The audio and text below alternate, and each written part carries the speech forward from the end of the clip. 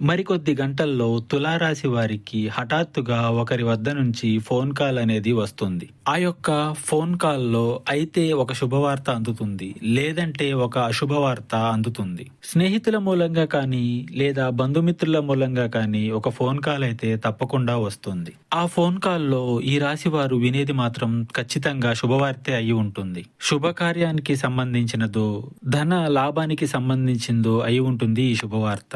కానీ ఉద్యోగ రీత్యా అయి ఉండవచ్చు, లేదా వ్యాపార రీత్యా అయి ఉండవచ్చు. ఒక నష్టపూరిత వార్త కూడా వస్తుంది.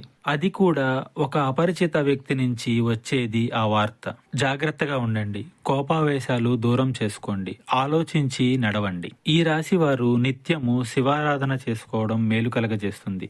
మీకు ఇంకా ఇతరత్ర ఎటువంటి సమస్యలు, సంతాన సమస్యలు, భార్యాభర్తల సమస్యలు, స్త్రీ పురుష వశీకరణం కూడా చేయగలరు మా గురువు గారు.